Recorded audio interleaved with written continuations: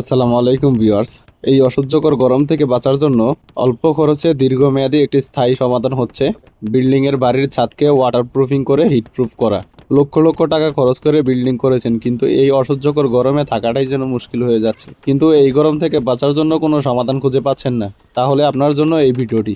এই ভিডিওতে একটা ছাদ কিভাবে ওয়াটারপ্রুফিং করা হয়, কি কি প্রোডাক্ট ব্যবহার করা হয় এবং পার স্কোয়ার ফিট ওয়াটারপ্রুফ ও হিটপ্রুফ করতে আনুমানিক কত টাকা খরচ হয়, সম্পূর্ণ বিস্তারিত তুলে ধরার চেষ্টা করবে ইনশাআল্লাহ। তো ছাদ ওয়াটারপ্রুফিং এর ক্ষেত্রে সর্বপ্রথম যেই কাজটা করা হয় সেটা হচ্ছে এই চিপিং এর কাজটা। হাতুড়া বা বাসুলা দিয়ে ছাদের উপরে জমে থাকা সিমেন্টের যেই গোলাগুলো আছে সেগুলো সম্পূর্ণ তুলে পরিষ্কার করে ফেলা।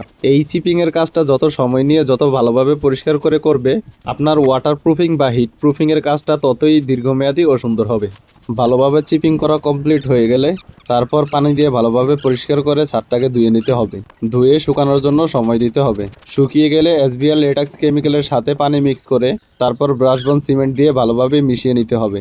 একটা জিনিস খেয়াল রাখবেন, এইটা মেশানোর পর সবসময় যেন নাড়াচাড়ার মধ্যে রাখে, কারণ বালতির মধ্যে যদি 2 মিনিটের জন্য স্থিরভাবে রেখে দেন তাহলে কেমিক্যালের সাথে সিমেন্টটা জমে একদম শক্ত হয়ে যাবে, পরবর্তীতে এটার ব্যবহার করা যাবে না।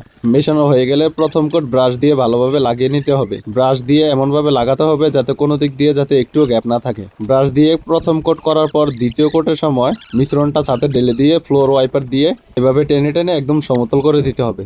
এটাই হচ্ছে ওয়াটারপ্রুফিং। ওয়াটারপ্রুফিং করা কমপ্লিট হয়ে গেলে রুফ প্রুফ বা হিট প্রুফের জন্য বিভিন্ন কোম্পানির সাদা একটি রং পাওয়া যায়, সেই রংটি 2 কোট করে দিলেই ছাদ ওয়াটারপ্রুফ প্লাস হিট প্রুফ হয়ে যায়। আর এইভাবে ওয়াটারপ্রুফ ও হিট প্রুফ করতে পার স্কোয়ার ফিট 40 থেকে 45 টাকা পর্যন্ত খরচ হয়ে থাকে। কিছু কিছু ক্ষেত্রে তার থেকে একটু বেশিও হতে পারে। আরও এমন ইনফরমেটিভ ভিডিও পেতে পেজটি ফলো দিয়ে আমাদের সাথে থাকুন। আসসালামু আলাইকুম।